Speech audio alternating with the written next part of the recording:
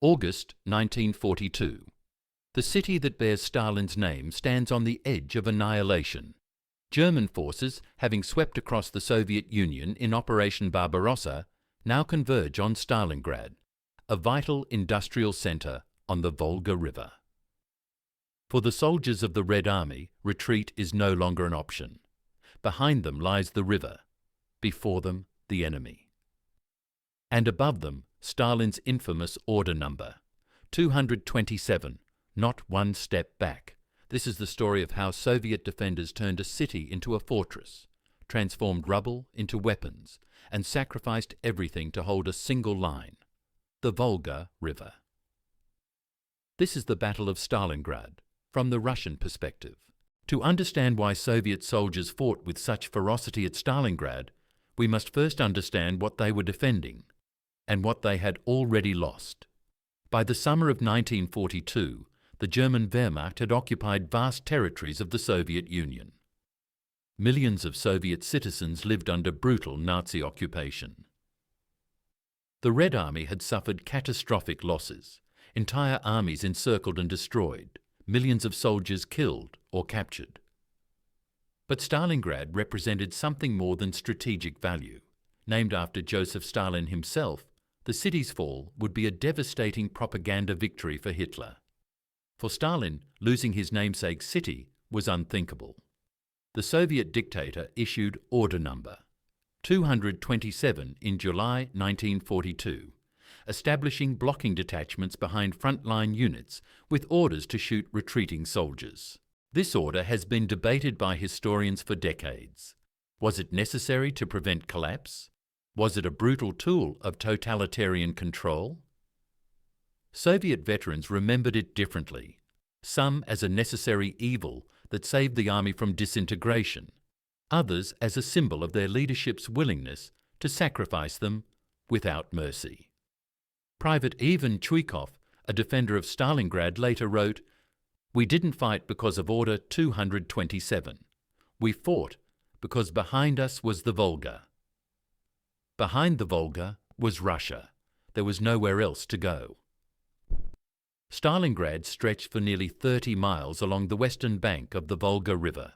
It was an industrial powerhouse, the Red October steel plant, the Barricadi gun factory, and the Dzerzhinsky tractor factory, which had been converted to produce T-34 tanks. By August 1942, the city's population of 400,000 had been swelled by refugees fleeing the German advance. Soviet commanders faced an agonizing decision: evacuate civilians or use every available person to prepare defenses. The answer was compromise and chaos. Women and children were prioritized for evacuation across the Volga, but many remained, either by choice or circumstance. Thousands of civilians, including women and teenagers, joined workers' militias, digging trenches and building barricades. Meanwhile, the 62nd Army, commanded by General Vasily Chuikov, prepared for the German onslaught. Chuikov was a hard, practical commander who understood urban warfare. He would become the soul of Stalingrad's defence. On August 23, 1942, the German Luftwaffe launched one of the most devastating air raids of the entire war. Over 600 aircraft attacked Stalingrad in waves, dropping incendiary and high-explosive bombs. The city burned. Soviet air defence was overwhelmed. Fires merged into a firestorm that consumed wooden buildings and turned the oil storage tanks near the river into infernos. Smoke rose so high it was visible from miles away. In a single day, an estimated 40,000 civilians died. Survivor Valentina Krutova remembered, "The sky disappeared. There was only fire and smoke. We ran toward the river, stumbling over bodies. The Volga itself seemed to be burning. Oil from the tanks had spread across the water." But the Luftwaffe's success contained the seeds of a strategic problem. The bombing reduced Stalingrad to rubble, and rubble was easier to defend than intact buildings. The German mechanized advantage, their tanks and vehicles, would be neutralized in this landscape of destruction. As the fires burned, German ground forces approached. The Sixth Army under General Friedrich Paulus, one of Germany's finest formations, advanced toward the city. They expected to take Stalingrad in days. They would fight for every building for the next 5 months.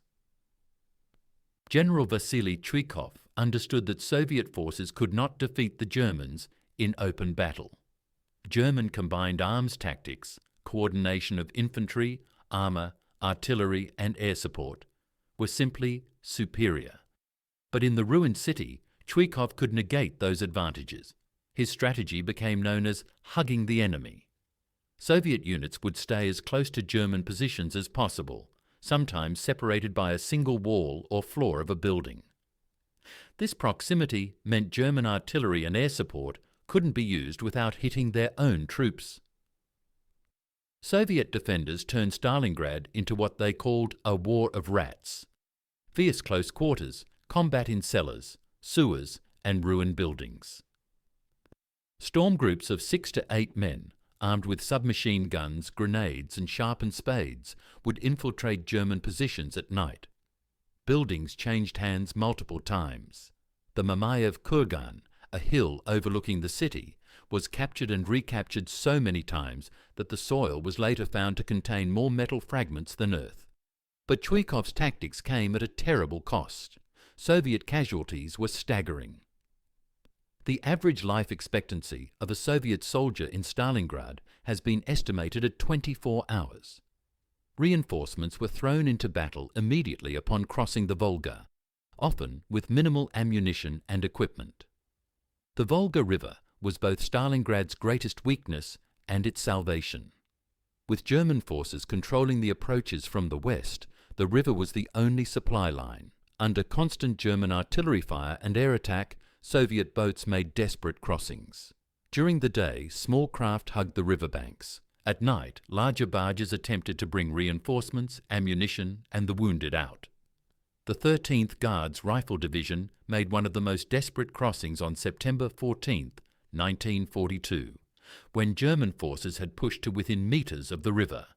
Under intense fire, the division soldiers crossed the Volga and immediately entered combat, many still wet from the river.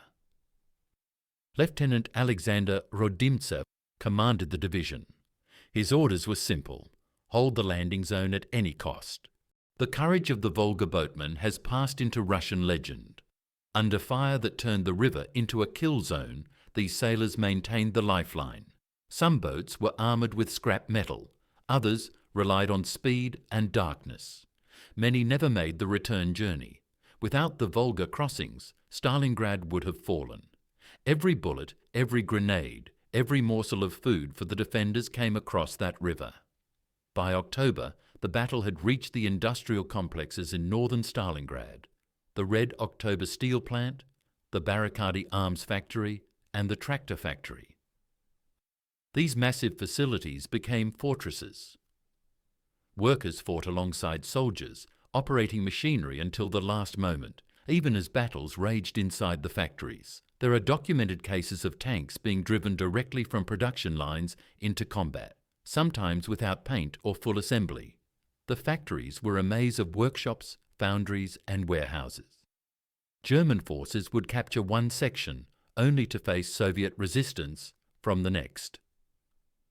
Combat occurred on multiple levels: basements, ground floors, and rooftops simultaneously. Sergeant Yakov Pavlov led perhaps the most famous building defense.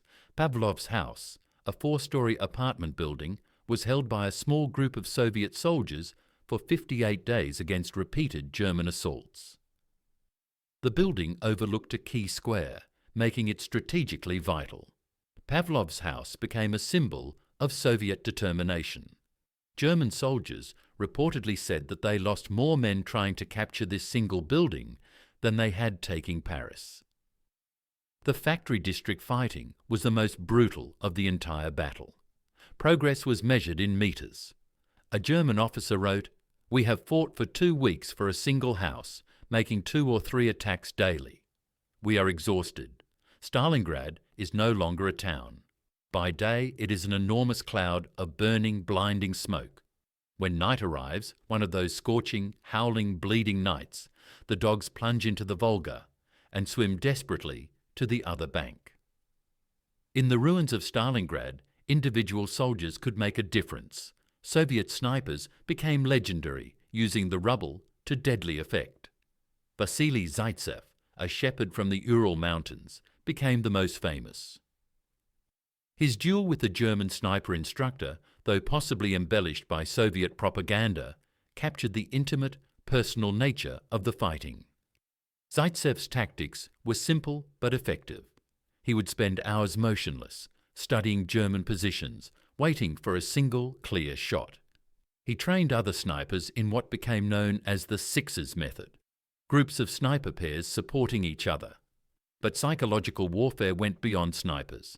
Soviet forces used loudspeakers to broadcast music, messages, and the ticking of a metronome into German positions at night, a reminder that time was passing, winter was coming, and they were far from home.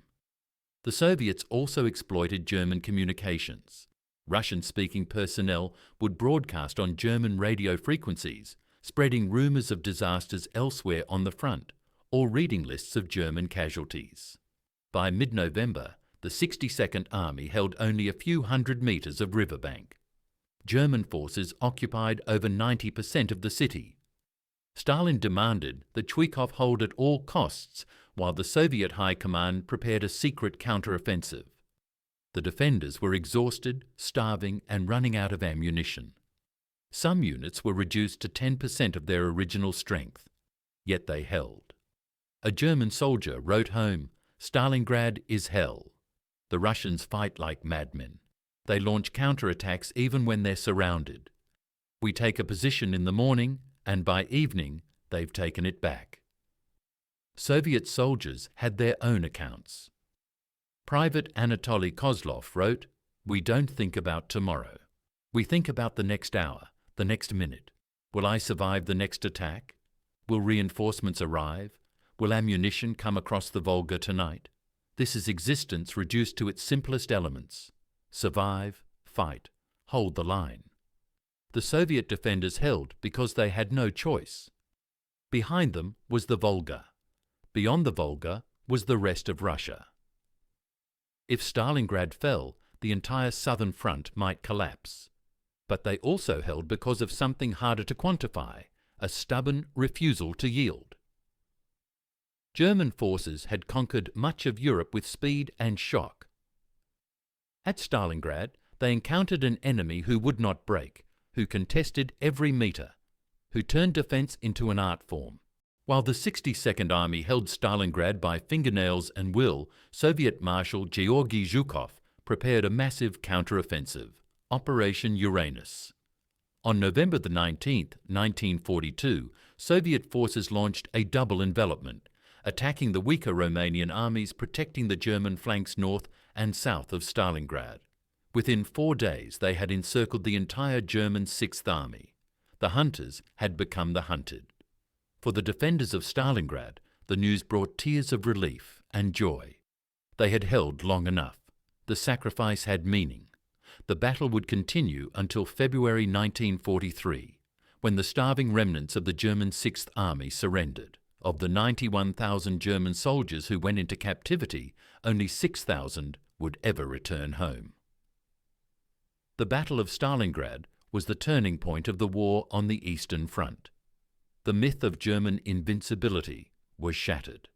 The Red Army proved it could not only defend but attack, encircle, and destroy. But the victory came at an almost incomprehensible cost. Soviet military casualties at Stalingrad exceeded 1.1 million, killed, wounded, or captured. Civilian deaths numbered in the tens of thousands. The city itself was obliterated. When Soviet veterans were asked how they endured, their answers varied. Some spoke of hatred for the invader, others of duty to the motherland. Many simply said they had no choice. The Volga was at their backs, and they could not swim. Perhaps the truest answer came from General Zhukov himself. "We defended Stalingrad not with orders, but with the knowledge that if we failed, everything would be lost." The ruins of Stalingrad became sacred ground in Soviet memory. Today, the city, renamed Volgograd, stands as a monument to those who held the line when all seemed lost.